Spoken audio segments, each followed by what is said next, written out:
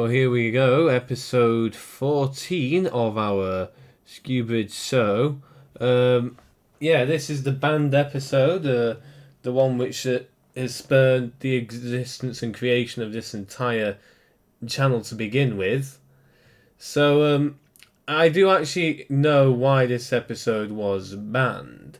You see, a person, an actor of indeterminate age or gender, did message me, requesting that the episode was taken down. I, of course, didn't actually say to do so. I didn't actually agree to it, is what I meant to try and say. So I thought, the issue was done with, So several months go past, and that's when I actually noticed that episode 14 was actually taken down from the original channel. Well, of course, I asked around the people that had access to the channel, and no one actually was able to provide an answer. I mean, we don't know still how this actor was actually able to get in and do their thing. See, on these bits now, we actually got a gimbal. So in the previous scene, you see, the nice shot going over the grass, and with Giuseppe, Zoe, and Holly. Yeah, all there. So, and you can see this; it's a bit of a handheld thing. So we've got a gimbal at this point, so we're always like trying to get a little bit more equipment, trying to make it look a bit better. Filming not in front of a green screen. This is actually in a tiny little kitchen in Jim's studio. This. Yeah, well, I do wonder why that kitchen was there. I mean, it's a peculiar little thing. This scene. Like this bit where you come in with the crisps, all nonchalant. Crisps. Yeah. I mean, because Gary, I have this feeling that Gary's been through this exact situation probably dozens of times throughout his life. People break into his house either to rob Clinty or murder Clinty or, for whatever reason they want to break in. And, Gary's just probably had to deal with this a dozen times or more, Nice little bit then when he came towards you and you moved your crisp out the way a little bit. Yeah, I don't want to break him a crisp. They're delicious, Exactly. Yeah, and there's... this burglar was played by James, wasn't it? Yeah, like James was like doubling up as the burglar here, We actually had a lot of people doubling up, I think I mentioned during Walter's death scene a couple episodes ago, how... Who was it actually doubled as Sean in that scene when he's like walking out? I think it was Clinty. Oh, it was actually Graham, like, dressed as Sean. It might have been James, actually. Yeah. It's a shame about that background in it because you can see the angles all completely wrong on that. And Gaussian blur really they were just backgrounds that I found on the internet when I was just trying to, put it together quickly to try and get an episode out. And if you listen, you can totally tell that they're in a building, like the acoustics of the voices are all completely out because it's quite low ceilings in gyms, so you do get a lot of bouncing around of a lot of reverb. Yeah, I see what you mean. Well, be thankful that we had like Gaussian blur coming in to save us, like in the later episodes. Yeah. I had to start doing a bit of Gaussian blur on little bits of it to try and get it as though in front of a green screen with the lens on the camera was a bit more, so I'd blur bits of it towards the background so it looked like it was a bit different kind of lens that we were using. Yeah, okay. A lot of thinking in this episode, isn't there? There's a what, sorry? A lot of thinking. You thinking with your crisp, me thinking biting my nails. It's symbolism. And then they're thinking about being high on weed.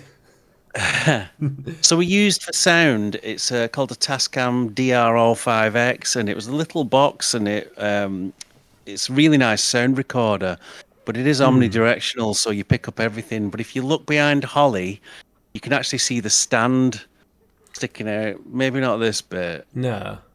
The bit that's coming up. So you see that little handle sticking out by her left shoulder. You see, this is leading into the plot twist where Sammy is actually a cyborg, Yeah, yeah. Never got round to that bit though. Yeah, she didn't actually leave for like art college. She actually went to like Silicon Valley to like be updated. Oh dear.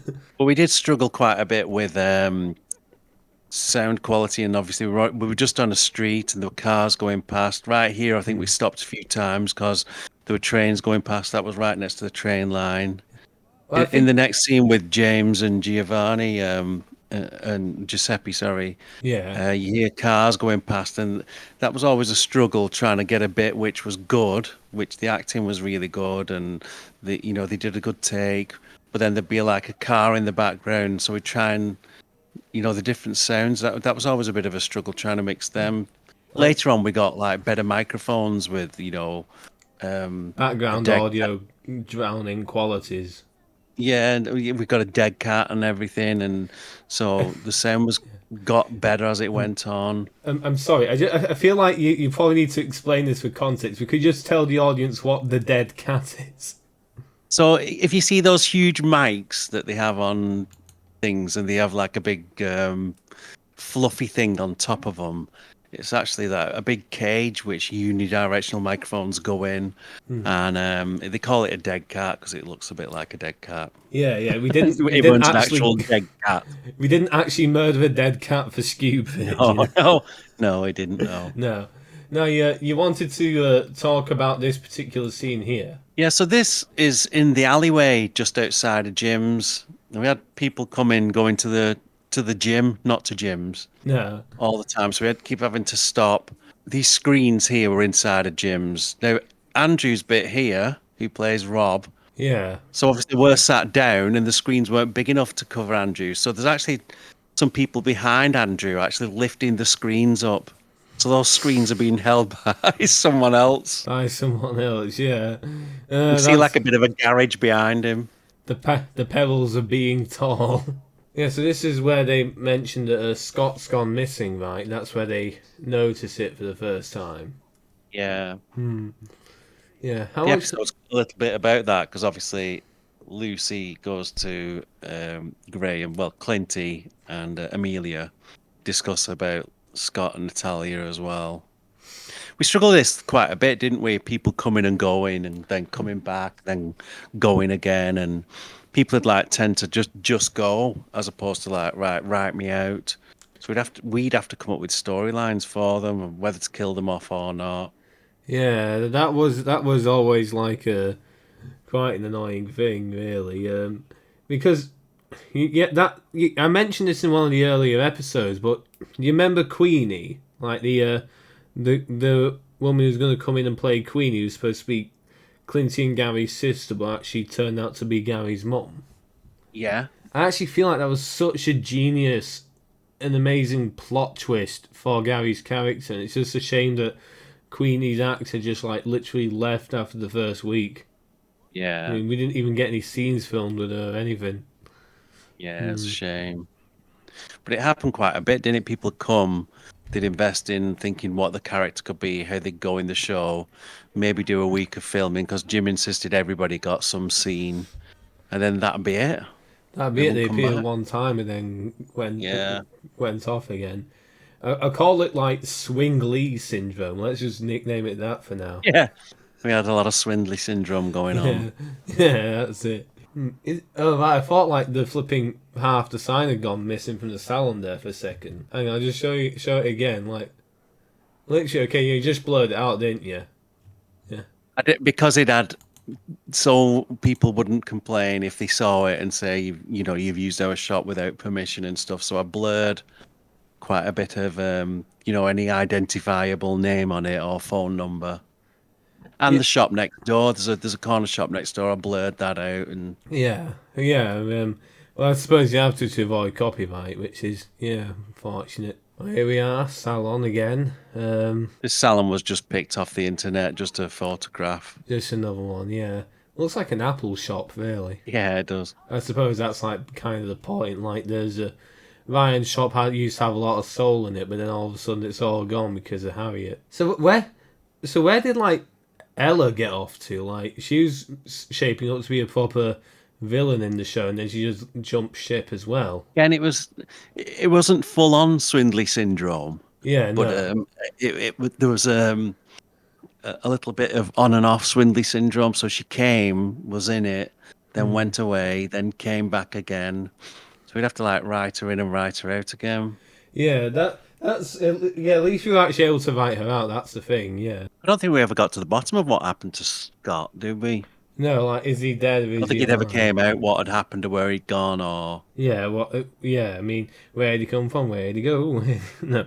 Yeah, that is a enduring mystery of the show. You know. I mean, what happened to Scott? But it's certainly. I guess we just left up to the audience, didn't we? You know, that's audience interpretation is always a good thing. It helps encourage discussion about the Yeah. show. You know. I think also as well what happened was we left it open for people. We didn't just like kill them off. Hmm. We like potentially people could come back and be in it again. So we didn't want to just write them off completely. We'd leave it a bit ambiguous for them to potentially come back if they wanted to. I mean, I suppose that's fair enough as well. You know. Yeah. Yeah. Just leave it up in the air, as it were.